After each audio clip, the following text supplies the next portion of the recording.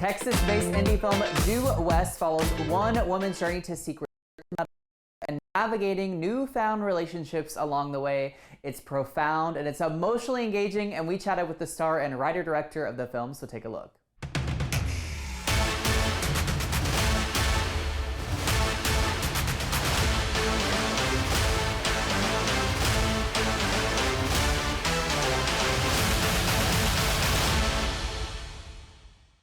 Joining me now from Due West are actress Adrienne Palicki and writer and director Evan Miller. I'm so excited you guys are here in our studio. How are you? Thank you. How are you doing? I'm good. So Evan, you are really the genius and the brainchild behind all of this. So where did the initial inspiration for this film stem from?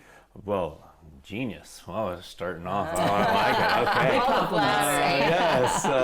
Well, my wife and I spent a lot of time, who was also a producer on the film, we spent a lot of time out in West Texas. Mm-hmm. I'm from the Texas Panhandle, a little small town up there. So far West Texas, like the Big Bend area, kind of reminds me of home. And we were out there for like a stretch of 12 days, and I met a woman who was doing some of the things that the film contends with, basically helping women who find themselves in trouble. Herself and kind of a group of folks were trying to be there as a community space to help these women in need. And I started talking to them and getting to know them and what that was like. And I was like, oh, I think this really could be something. And Adrienne and I had done a short film here, and it had gone really well, and so I was looking to write something for her specifically. And so I talked to my writing partner and was like, do you want to try to do this? I think this could be the thing for Annie.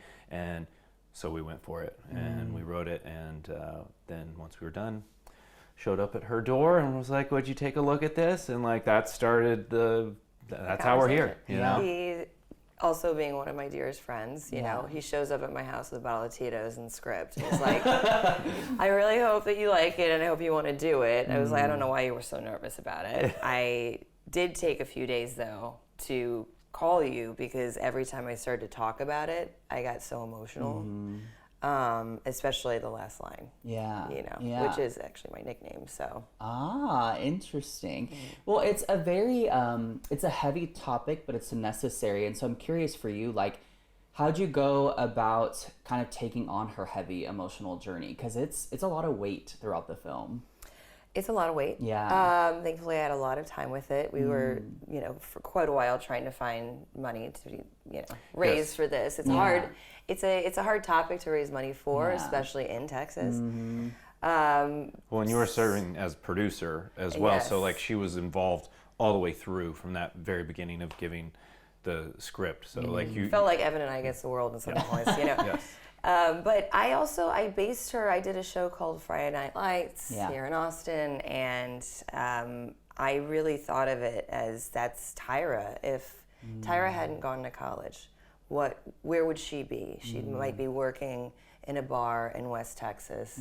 This might be her lifestyle, and she might find herself in trouble, and that's kind of the basis. So she lives in me, and I just had to go for it. Yeah. Well, you played the role spectacularly, so congrats on all of that. The character, to me, in a lot of ways, feels very alone, and she's taking on the world alone, and she's hiding really heavy and personal stuff from people close to her, right? But what I think is really cool is along the way, she kind of picks up what I deemed as like these three guardian angels, and you see these people that really take her on without really asking permission, which I think is really cool. We start with, Haley, and then we have the lady at the hotel, and then we end with Pastor Mike. So it's kind of a question for both of you. So like, Evan, for you, what was it like? Where did that idea come from of bringing these people along that were really going to help and guide her? And then, Adrienne, for you, what was it like building that dynamic with each of them and really bringing the power of that to screen? I guess I can jump in first. I mean, part of in what I was saying earlier about meeting some people out there in West Texas doing this work, it was really important, even from the writing standpoint, to be like, okay, we're going to see the good and the bad of humanity, but where are the people who are going to step up for this character and be those people who are going to help? Because we've not a lot of hope a lot of times in the world now. Everybody's upset about something, or where do we see the good things versus the bad fear-based things? And we were like, we need to be able to showcase that in these people. And so we really had made a point of that. And then one little thing, you were mentioning the woman at the hotel, that role, Nina, was played by Mona Lee Foltz, who is a big acting coach and actor here for many, many years in Austin, and this ended up being her final role, which was, sad that it was her final role, but a real gift that we got to work with her one last time. So, and it meant a lot to her, this specific topic in this movie. So I think the thing that's so great about the writing is that you don't know, especially with Pastor Mike throughout, what his intentions are. There can be like a little bit of a creepiness to him, and you don't kind of know also what she's trying to do. So I feel like there's just such an isolation, and you just get glimpses of her and her humanity based on these other characters coming in, helping her. You know. I think that part is really interesting. You mentioned like not really getting a lot out of him either at the beginning, and like not a lot of words out of him at the end, because that was something that really stuck out to me. Is this film feels a lot less about the words and more about the emotion and the storytelling of what's going on. And so I'm curious, like, why was that the route you chose to convey this story, and how do you hope the audiences receive that? Well, I mean, I think, distillation, like, why write more if you can write less? And I think a lot of times, a lot of overwriting is not trusting your actors. Like, I was gonna say, your belief in me really was a big part of that. When you know full well, we had worked together before, like, that someone, what they're capable of, the desire to feel like you need to override it just really goes away, because you're like, no, once I put that in her hands, we're going to be fine. Same thing with Henry Thomas. Like, one of the things he responded to, and one of the reasons he wanted to do the movie, was because of the sparseness. And he was also a small town kid in West Texas, and it's like, small town people, say what they mean when they're going to say it, but like are not always, giving big speeches and the like. So we wanted to be authentic to the place, Exactly. And I mean, and it's a movie that is based in Texas, made by Texans, and it's a topic that is about Texas. Yeah. But I think also it's interesting. Henry and I have so many friends in common. Carla Gugino being one of them, and I'd heard so many great things. He'd heard so many great things. But his first scene was the end scene. Interesting. His first day on set, he shows up to Marathon, and that is his first scene. Wow. No. And also the scene that made him be like, I have to do this movie. So it was just, we just threw him right into the fire. Yeah, the drop off. Yeah. In another world, you would have been like, oh, we'll work up to that. But indie filmmaking, no. It's like, this is the time you we're going to have to do it's it. literally do or die. So that's where we were. Yeah. Exactly. You guys just kind of touched on this, but a lot of the people involved or that are directly in the film are Austin or Texas-based actors. What's it like getting to assemble that team and work with people that are from here, get it, and want to tell a Texas-based story? It was great. I mean, Odette I've known before Friday Night Lights. I did a show called South Beach, and then there were so many also actors from Friday Night Lights that we were able to call in and ask for their assistance, and everybody was so willing and able to do it. So yeah, and there was a lot of just local regional actors or local crew that were able to do it, and it was like we were trying to harken back a little bit to like the old school Austin independent film days, and it was really great to like assemble a team that felt that spirit running through this, and everybody was, you're making an indie movie, so like people weren't doing it because of the paycheck. They were doing it because they believed in it and they wanted to do it, and so that makes you feel like you're doing something right if people are believing. Yeah, absolutely. Yeah, and the film is such a think piece in a lot of ways, right? Like I think you walk away being like, okay, how did that make me feel? What do I take away from that? What do I think of Texas? Just like all these different things. But also the story displayed is not a singular one, right? As you mentioned earlier, the women that you met in West Texas. So I'm curious, what do you guys hope the impact of this film is? Because there's a lot of heaviness, but there's a lot of good, I think, that can come from it as well. Well, I think the sparseness that you mentioned before, the benefit of that is it's a topic we're not trying to beat over people's heads. It's something that is genuinely throughout the film, but it's supposed to be a talking piece. It's supposed to be a conversation. It's supposed to open up conversations. And I will say that having gone to festivals and having played it in theaters and whatnot, people have come up to us on either side of the line and been like, I never thought of it like that. And so that makes us feel like we did our job. Yeah, because it's about not yelling at each other. It's about talking to each other. That was our hope kind of all along. It's like, we do enough yelling at each other on the internet. Right. Okay. Where we don't understand each other, and it's just like, you're wrong, I'm right, you're wrong, I'm right, all those kinds of things. And it was like, the beauty of cinema is that you can give a human experience and show what that is, and then trust your audience to say, hey, I'm going to show you that, and where you go from there, that's for you. You know, the point of art is to show, like, here's a human being doing a human, going through a human struggle, and we will, treat our audience like grown-ups. Yes, a human story, and that talks about community and the hope. Yeah, and we want people to see the human story and get a hold of it. So how can people see the film, and how can they be a part of it? Well, Due West is the name of the film. It is on all of your streaming platforms, so Apple, Amazon, Fandango at home, wherever you buy movies or rent movies, it is there and available for you nationwide. So we hope people will give it a watch. Tune in. Yeah. Due West, go check it out. Well, thank you guys so much. We appreciate it. Thank you. You can watch Due West on varying streaming platforms and keep up with the movie by following @DueWestFilm.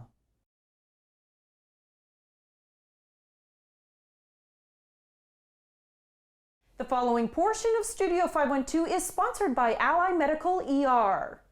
Many people think of dogs as great companions, but owning them can also have real health benefits. Dr. Jessica Best of Ally Medical ER has some surprising medical facts about being a pet parent. I love this. How does owning a dog, Dr. Best, support overall health?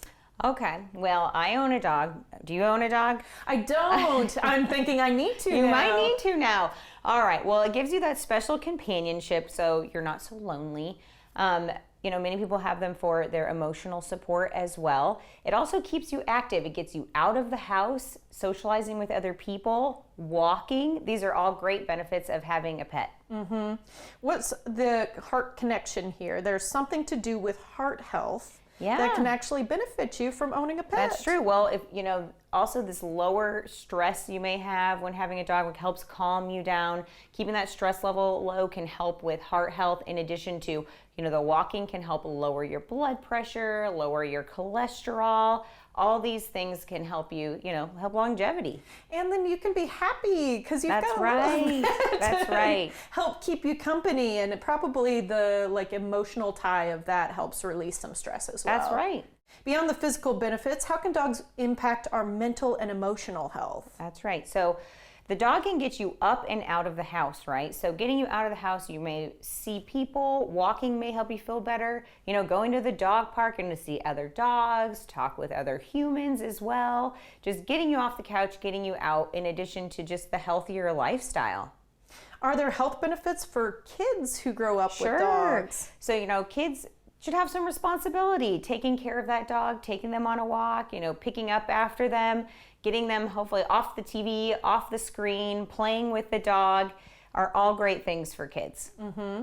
And we know Ally Medical ER is partnering with Austin Pets Alive this August for a pet supply drive. Can you tell us a little bit about that? Yes, we love partnering with Austin Pets Alive. We love helping out, with all of their animals. So if you have time and if you can come by and bring us some goods for the pets, we are collecting food, treats, towels, blankets, cleaning supplies that you may have and could donate to the pets for Austin Pets Alive. It's really wonderful that you're doing this, and the community can get involved, right? They can bring things down. Bring it in during the month of August. We'll be collecting it for Austin Pets Alive. Sounds good to me. Dr. Best, thank you. Thank you.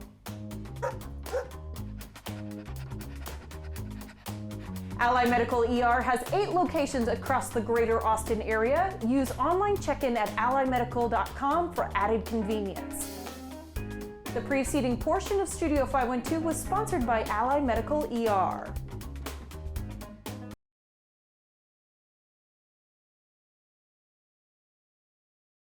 Due West follows one woman's courageous journey across West Texas, and we caught up with one of the stars of the film, so take a look.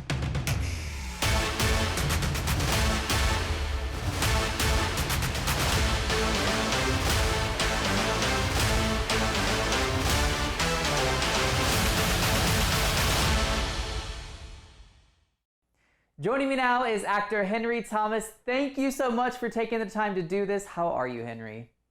Oh, thanks for having us. I appreciate it. I'm doing all right.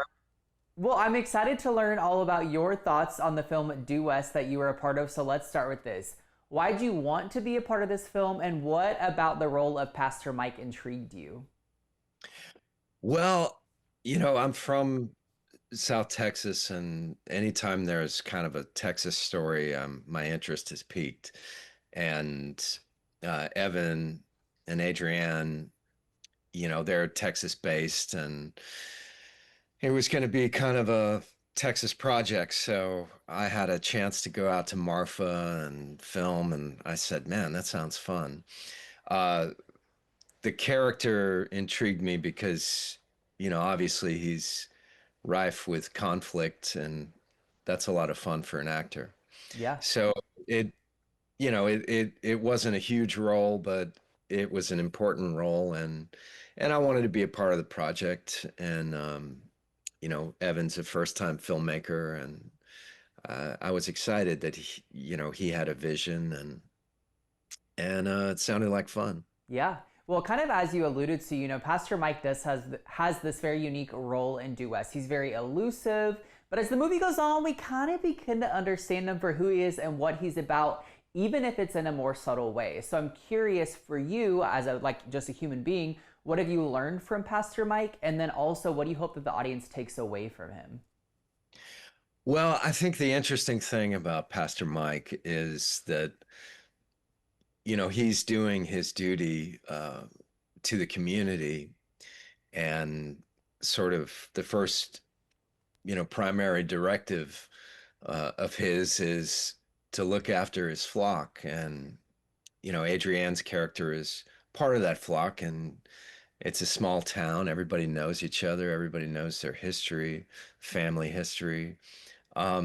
So, he feels a real responsibility to sort of see her through this dark time. And as he discovers more of what this dark time entails, he gets sort of put in a position of moral conflict because, with his views and his religious views and everything, he's sort of between a rock and a hard place, which ultimately he has to make a hard decision. And his decision, is sort of based on a human thing rather than a spiritual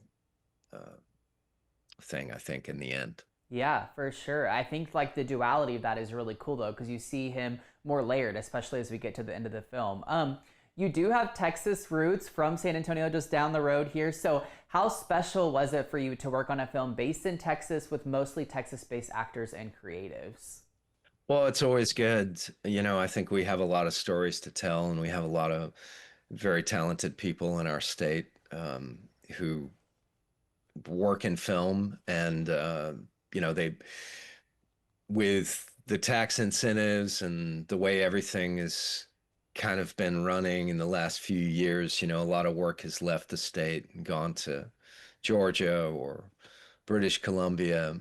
And I think anytime we can kind of get in there and make films in Texas, tell Texas stories, it's great because we got a big, diverse state with lots of varied landscape. We have a lot of talented people, and it's a good industry. We should be making more films in Texas. Yeah, I agree. I'd love to see more films made here. Do you have a favorite on-set memory that you'd like to share? Well, we shot in a cafe in Georgetown for a lot of the show, and I hate shooting dinner table scenes, but that was the most fun that I've had in a long time. It was a night shoot, and we were in this little cafe, and I think it's a famous cafe, but I can't recall the name now. But I was sitting at the table in a booth with the other actors, and I just remembered why I like being on set, and that night kind of comprised all of those moments. I love that. Yeah. And also a very just great scene in general. Kind of what you're alluding to is what happens, and people can check that out in the film. Now, The film leans on emotion and the weight of storytelling, allowing the audience to really feel connected to the woman's journey that's displayed throughout the film, which I think is a really thing that makes kind of the film stand apart. But with that being said, what does the message of the film mean to you, and in what ways do you hope that the audiences are impacted by the journey the woman goes on? Well, for me, it's always a human story, you know. The broader issue of what the film is kind of focused around, you know, reproductive rights and everything, you know, you can feel one way or the other about that, you know, but politics aside, I think all of these issues at the heart of them, they're objective until they become personal. And once it becomes personal, your views change, right? Or they can change. So I think, to me, that's the interesting thing about the film, is that everything is sort of ambiguous until it becomes personal. And then once it becomes personal, it's hard to see it in a binary kind of black and white thing. It's really intriguing to me, because that's, to me, the heart of the human experience. Yeah, I think that's really well stated, is like it becomes personal, which I think is true for a lot of people that will encounter this film.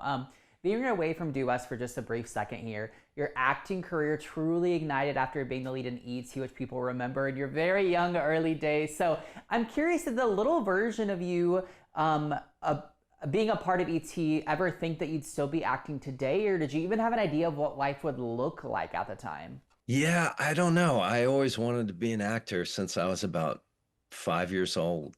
I just thought that's what I'm going to do. And then I just ended up doing it.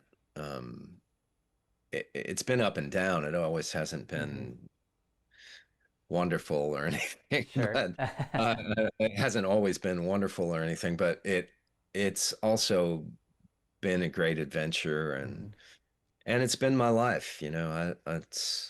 I'm 54, I'll be 55 this year, and you know, I'm not going to do anything else. Speaking of that, you know, you've done varying projects throughout your career, all kinds of different things. So what's next for you, or what would you like to do next, if you had to say?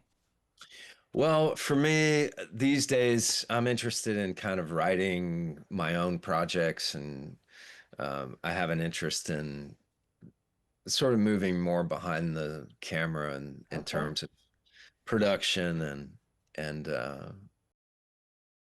I'll always act, but I would like to have more creative control on the projects that I am a part of. Yeah, well, we'll be excited to see what kind of comes out of that and what you do next. So, Henry, thank you so much for your time and for being a part of Due West and doing this. We appreciate it. Thanks for having me. I appreciate it. You can watch Due West on varying streaming platforms and keep up with the movie by following @DueWestFilm.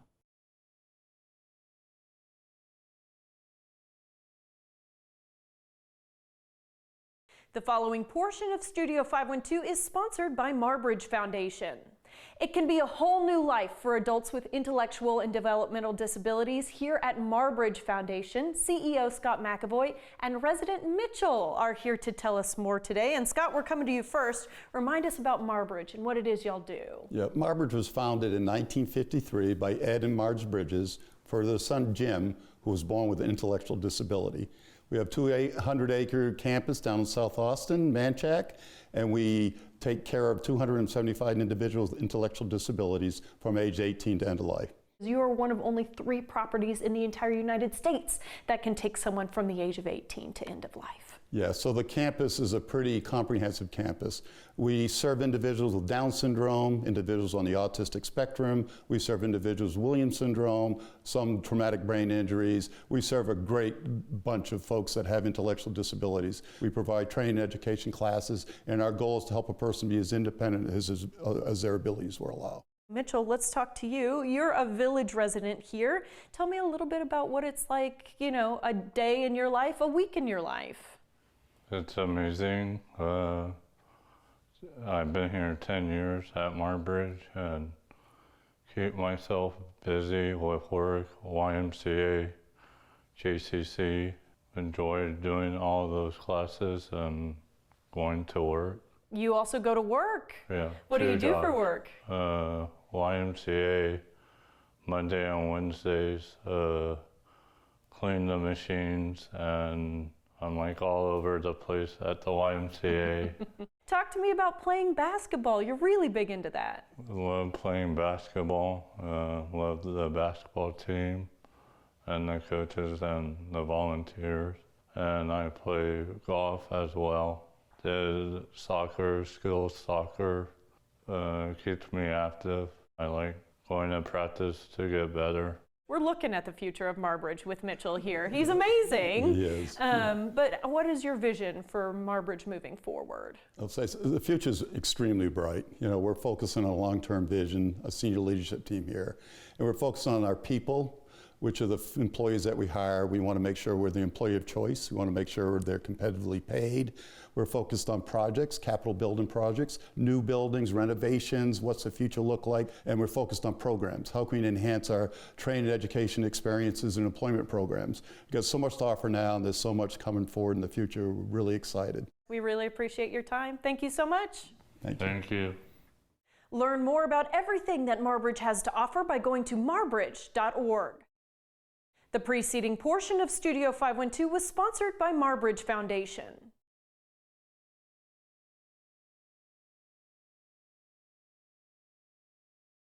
He's an Austin icon, legendary actor, loves to say, all right, all right, all right, and now has a movie theater named after him with the Matthew McConaughey Cinema. We caught up with him on the red carpet to celebrate the recognition.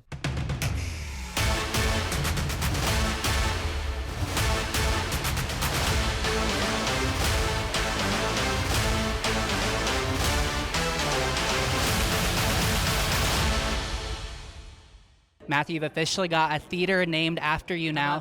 How about it? So what does this recognition mean to you, especially here at an Austin theater, and what do you think it says about just your storied career? What does that mean to you? Well, I thought I started my career just a few years ago. I'm dazed and confused, but if I do the math, it was more than a few years ago. Which brings me to why it's cool to have it here in Austin, Texas. It was right here in the summer of '92 when I walked in the right bar, introduced myself to the right guy, who gave me the right script, who I read for Richard Linklater, who then gave me the role, who then kept inviting me back every single night to set. So 3 lines turned into 3 weeks' work. The whole cast, of which everyone knows, who were inviting me into scenes, and they didn't need to. It was unscripted. You get a lot of actors, you got a new guy coming in, they're not gonna hand him lines. They were handing me lines, just tossing the ball up, softballs for me to hit out of the park, so to speak. And that all started right here. So to have the theater named after me here in Austin, apropos, cool. I'm curious, is there a project or a character that you took on that you feel most proud of, or maybe just kind of like reassured you of why you love acting? I'm happy to say, honestly, that the last film that I've done through my career, the very last one, I've done over 55, the last one I've done, all besides 2, were my favorite when I did them and right after I did them. I mean, I think that's part of just having the singular focus when I take a job to go, this feels like my first job and maybe my last, and to treat it as such. So I have a great reverence for each one, and the last one, I'm happy to say, has been my favorite each time I've done it. I think that's really cool. Just real quick, can you tell me why calling Austin home is so special to you? Well, career-wise, we talk about what I was just talking about. What started, what I thought might just be a hobby, turned out to be a career for me, and it started right here. You know, now I can live anywhere I want, I'm happy to say. And me and my family choose to live here. You know, we know what this city's DNA is about. And I know we're going through some challenges with all the growth and all the newcomers and such, but we're going to have to continue to work to hold on to our soul here, because it is a special place that is very much like this movie you'll see tonight, Rivals of MSI, about community. It really is. You can have, you know, as many 6- and 7-star things for the more affluent. That's fine. Let's keep that. But still, Austin is a place, as my friend Roy Spence says, where nobody's too good, nobody's good enough. You know? You can keep up with McConaughey and his many endeavors online and check out his brand new film, The Rivals of Mziah King, in theaters August 14th.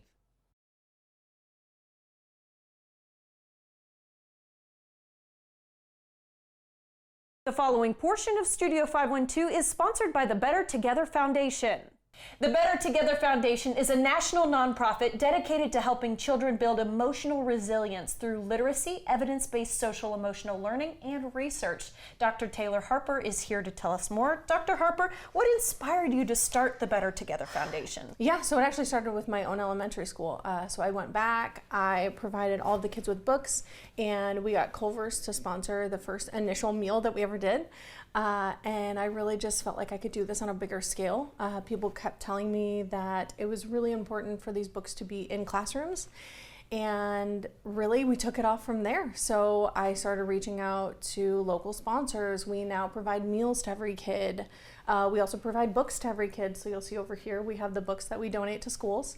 And so every kid goes home with a book, every kid goes home with a meal, and we are doing one of the largest scale research initiatives for social emotional learning. You say that a children's book can change a child's life. What do you mean by that? Yeah, so sometimes we are giving kids the first book they've ever owned, which having a 5-year-old and a 2-year-old is crazy to me. So right now, 1 in 4 kids are not reading at grade level. Wow.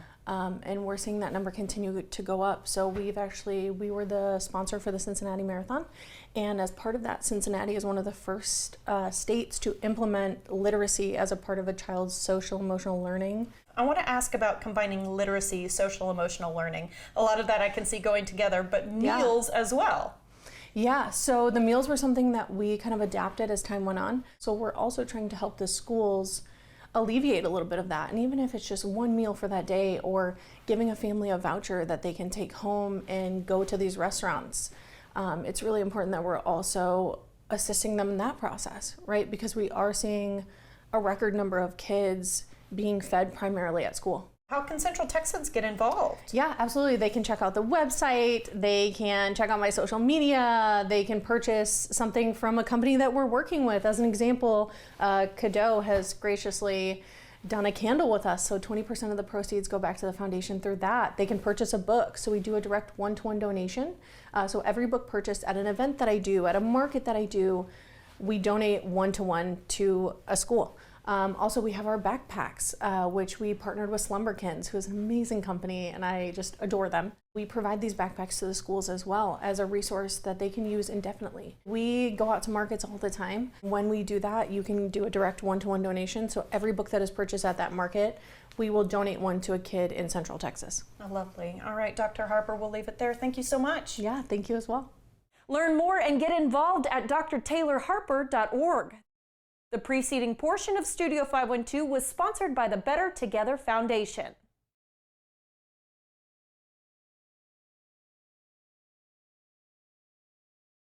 The following portion of Studio 512 is sponsored by ATFCU. Pamela Cotton, Vice President of Member Services at ATFCU, has tips today to share on opening a credit union account and the benefits you can expect. So Pam, first question, what is a credit union? How is it different than a traditional bank? Absolutely. So a credit union is a not-for-profit, member-owned financial cooperative. So when you join the credit union, you're actually a member and an owner of the credit union. And you see the member-first approach. Everything that we do is for the benefit of our membership. So when we say not for profit but for service, everything we do is in service to our members. So it's a great place to be, right? And we actually have a full range of financial services, just like traditional banks, credit cards, car loans, great savings accounts, and checking accounts, money markets, share certificates, all those things are available at the credit union. How do you choose the right account for your needs? Because you guys offer a lot. Yeah, so where are you in place of your goals? Where do you want to be? So are you looking for long-term, short-term? We have something for everybody. So everyday banking is definitely there. Your checking accounts that actually give you a great return if you do the True Earnings checking account. Regular savings accounts, if you have a little bit longer term where you want to build your savings accounts or building those funds, then we have those savings accounts, money market accounts that help you with that. And then those long-term goals, we have share certificates that you can actually invest for time deposits and get a greater rate of return on those funds. Okay, sounds good to me. And how do you become a member with ATFCU? And talk to me about some of the member benefits. So lots of ways to join. You're eligible if you live, work, worship attend school, or have an immediate family member in the 6-county area. So lots of ways to join there, just community operated, right? And then have documents ready. So driver's license, you can go right online, so easy to open an account with that information. If you want that personal contact, we have 24 locations to service anybody who wants to come and open an account with us. And like, again, we say we have so many things that you can get from us: a checking account, money market account, home equity loans, mortgage loans. We are so financially sound. We've been around for 85 years, but we're also federally insured, the NCUA Share Insurance Fund. So we have insurance as well, so you can have peace of mind when you're banking with Austin Telco. So for anyone who's maybe been at a traditional bank for a long time and hasn't seen the benefits of a credit union, what would you say to them? I would say come and check us out, because we're going to have very competitive rates, if not the best rates, on financing auto loans, getting a better return on share certificates, money market accounts. It's definitely an amazing benefit to have to join a credit union. Sounds good to me, Pam. Thank you for your time. Thank you. To learn more about all of the services ATFCU has to offer, visit atfcu.org. The preceding portion of Studio 512 was sponsored by ATFCU.